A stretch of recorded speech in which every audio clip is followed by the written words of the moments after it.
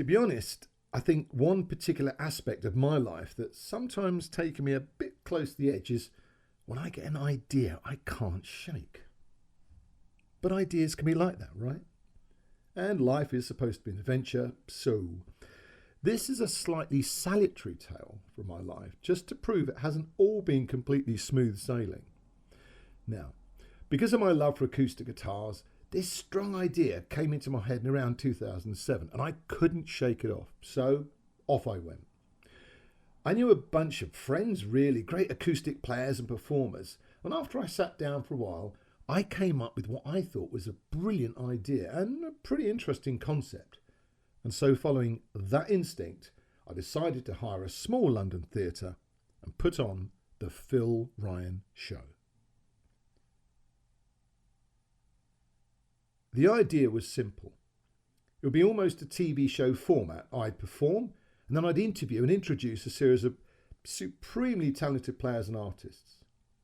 So I chose the Arts Theatre in Great Newport Street, smack bang in the middle of London. And after some negotiation with them there, I booked a couple of nights and then I set out to put the whole thing together. What you won't see is some of the most stressful months of my entire life. But to be honest, I only had myself to blame. It was my idea and I chose to do it. One big nightmare became very quickly apparent to me. And that was because the guy who ran the theatre at the time, well, he didn't do any of what he'd actually promised.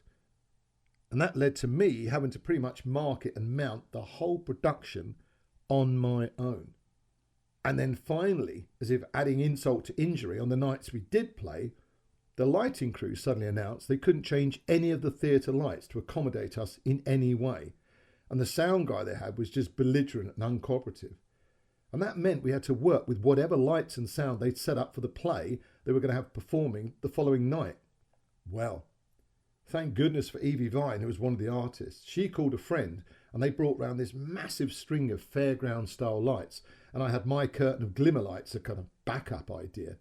And of course, I'm very grateful to Dave at Storm Productions and Jeff Cockwell at Silvertip Films.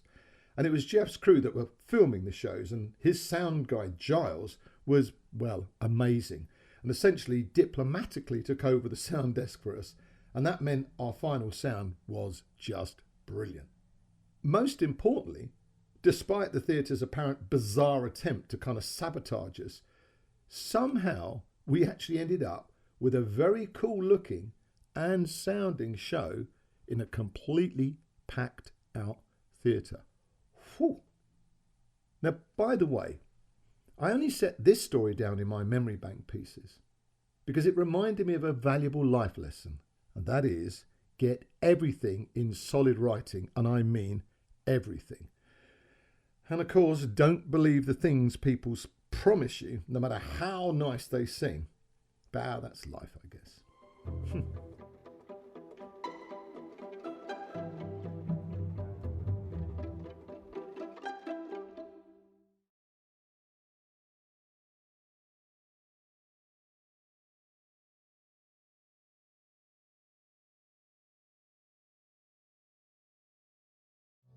So this is a song I wrote about, I guess this sums up kind of the way I feel generally. Will another working day begins, I do the best I can, and I'm really feeling lost some days, just don't understand. 'Cause I'm hoping life gets better, that's wishing I suppose. God help me, only heaven knows. Only heaven knows what's going on inside of everyone. Only heaven knows if there's a reason to believe. Though it feels you're like a fallen leaf, whirling where the cold wind blows. God help me, only heaven knows. You say there's someone there for everyone. You're the one for me. Try my best to love you, though you sometimes just don't see. Are we lost upon love's ocean, riding all the highs and lows? God help me, only heaven knows. Only heaven knows what's going on inside of everyone. Only heaven knows there's a reason to believe, though it feels you're like a whirling leaf falling where the cold wind blows. God help me, only heaven knows. Well, I won't worry about anything. This life's a mystery. Like they say, there's none so blind, those that just can't see. So I'll hold on to the ones I love. Hope it's a right road that I chose. God help us, only heaven knows. Dear God help me, only heaven knows. Only heaven knows.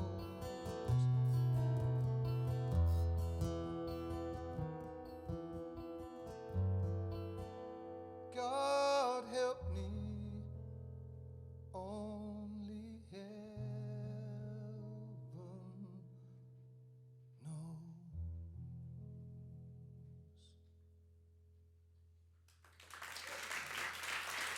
Thank you.